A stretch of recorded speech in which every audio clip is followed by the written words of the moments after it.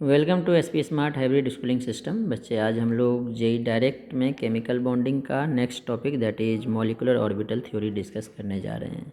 ये थ्योरी हुंड और मुलिकन ने 1932 में दिया था। इस थ्योरी के अकॉर्डिंग जो हमारा मॉलिक्यूलर ऑर्बिटल बनता है it is form by the combination of atomic orbitals, और जो एटॉमिक ऑर्बिटल है उसके कॉम्परेबल एनर्जी का जब ओवरलैपिंग होता है प्रॉपर सिमेट्री में तो मॉलिक्यूलर ऑर्बिटल का फॉर्मेशन होता है।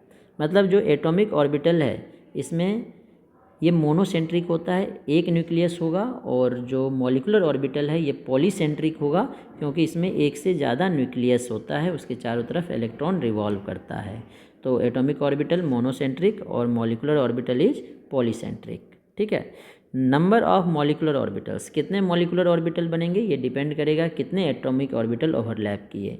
जितने एटॉमिक ऑर्बिटल ओवरलैप करेंगे उतने ही मॉलिक्यूलर ऑर्बिटल का फॉर्मेशन होगा।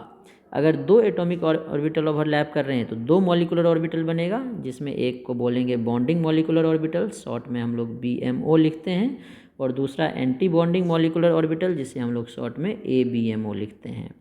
बॉन्डिंग मॉलिक्यूलर ऑर्बिटल की एनर्जी ज़्यादा होती है, एंटी बॉन्डिंग की कम होती है।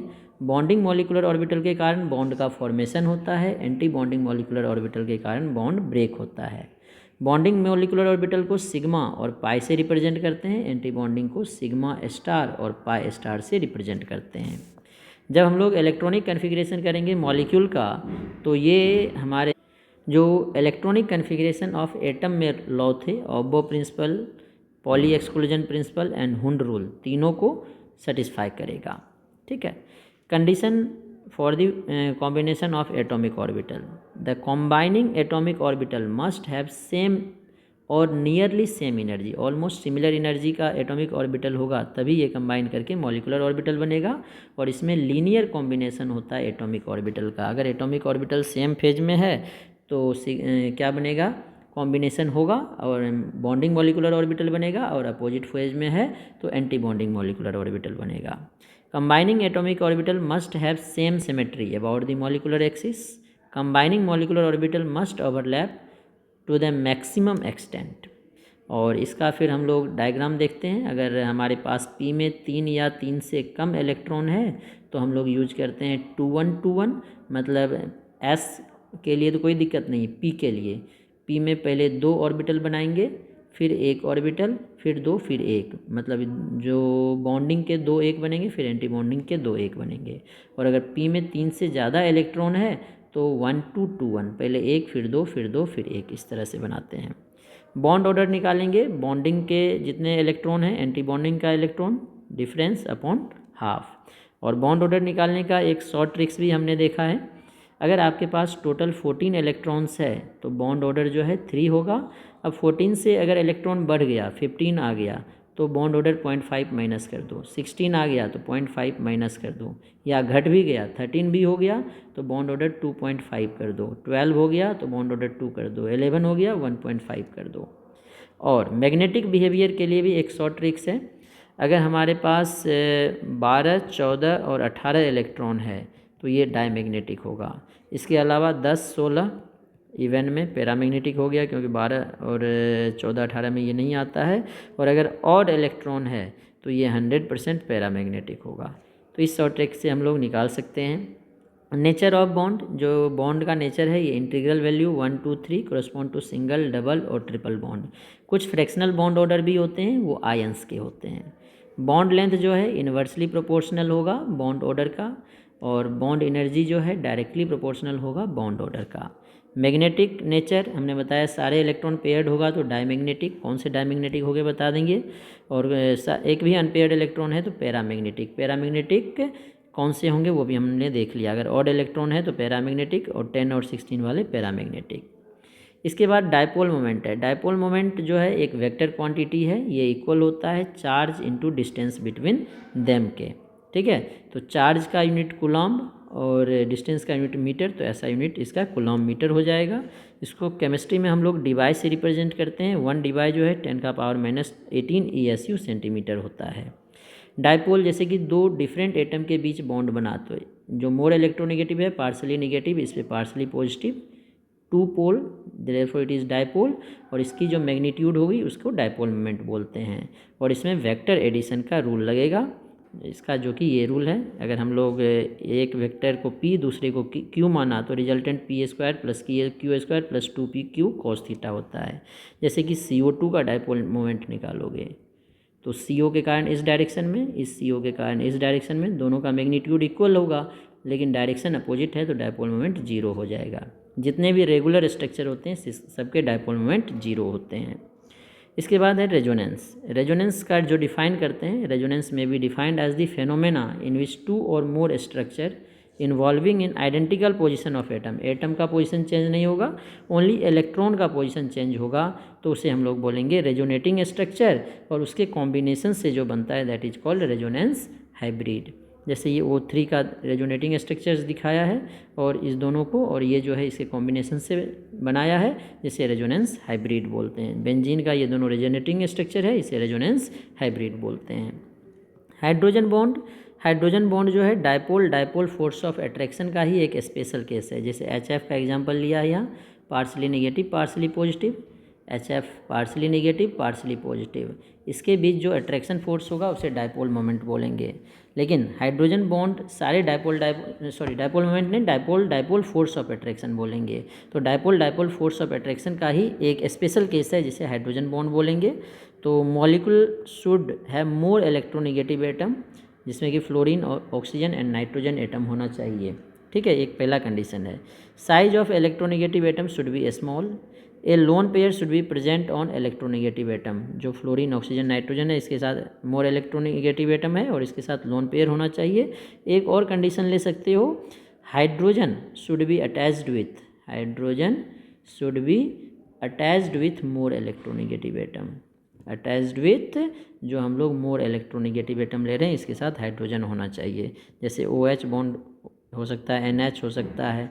ठीक है, अब जो हाइड्रोजन बॉन्ड है दो टाइप के हो सकते हैं, इंट्रामोलिकुलर एंड इंटरमोलिकुलर। इंट्रामोलिकुलर एक ही मॉलिक्यूल में बनेंगे, जैसे कि ये हमारा OH है और ये एल्डिहाइड है, इसके बीच जो हाइड्रोजन बॉन्ड बन रहा है दैट इज इंट्रामोलिकुलर। और अगर दो डिफरेंट मॉलिक्यूल के बीच लगेगा तो उसे इंटरमोलिकुलर बोलेंगे। जैसे कि H2O के बीच लग रहा है तो इसे इंटरमोलिकुलर हाइड्रोजन बॉन्ड बोलेंगे। ठीक है, तो वंडरवाल फोर्स का ही हमने बोला, वंडरवाल फोर्स में आयन डायपोल इंटरेक्शन है, डायपोल इंटरेक्शन है, आयन इंड्यूस डायपोल इंटरेक्शन है, और डायपोल इंड्यूस डायपोल इंटरेक्शन है, और इंस्टेंटेनियस डायपोल है जिसे डिस्पर्जन फोर्स या लंडन फोर्स ऑफ अट्रैक्शन बोलते हैं। और जो स्ट्रेंथ है वंडरवाल फोर्स का वो डायरेक्टली प्रोपोर्शनल होता है molecular mass and directly proportional होता है सरफेस एरिया के। तो वंडरवाल फोर्स जो है डायरेक्टली प्रोपोर्शनल होगा बॉइलिंग पॉइंट के, क्योंकि बॉइलिंग पॉइंट बढ़ता है अगर फोर्स ऑफ अट्रैक्शन बढ़ता है। ठीक है, मेटेलिक बॉन्ड भी दो थ्योरी होते हैं मेटेलिक बॉन्ड के लिए। जो मेटल क्रिस्टल है जैसे आयरन है तो सारे आयरन एटम एक दूसरे से जुड़े हुए होते हैं, तो वो जिस फोर्स से जुड़े हुए होते हैं उसे बोलते हैं मेटेलिक बॉन्ड। इसके दो थ्योरी हैं, इलेक्ट्रॉन सी थ्योरी और बैंड मॉडल या बैंड थ्योरी बोलते हैं। इलेक्ट्रॉन सी थ्योरी के अकॉर्डिंग जो एलिमेंट होते हैं जैसे सोडियम है, इसकी टेंडेंसी है Na+ और इलेक्ट्रॉन देने की। तो बहुत सारे सोडियम क्या करेगा, Na+ और इलेक्ट्रॉन में कन्वर्ट हो जाएगा। तो जो कैटायन है और इलेक्ट्रॉन है, इधर भी आएगा कैटायन और इलेक्ट्रॉन, इधर भी आएगा कैटायन और इलेक्ट्रॉन, इधर भी आएगा कैटायन और इलेक्ट्रॉन। तो ये इस तरह से अरेंज होते हैं कि चारों तरफ इलेक्ट्रॉन, बीच में कैटायन। तो इलेक्ट्रॉन का C उसमें कैटायन जो है एम्बेडेड होता है, इसी को बोलते हैं इलेक्ट्रॉन सी थ्योरी। और बैंड थ्योरी जो है मॉलिकुलर ऑर्बिटल थ्योरी का ही जो है एक्सटेंडेड वर्जन है। ठीक है, इलेक्ट्रॉन डेफिशिएंट बॉन्डिंग जैसे कि डायबोरेन है, डायबोरेन का स्ट्रक्चर आपने देखा होगा BH3 इस तरह से होता है, और बोरोन में एक वैकेंट ऑर्बिटल बच जाता है, ये इलेक्ट्रॉन डेफिशिएंट है, ऑक्टेट भी कंप्लीट नहीं है। दूसरा भी BH3 ऐसे ही होगा, इसके पास भी एक वैकेंट ऑर्बिटल होता है।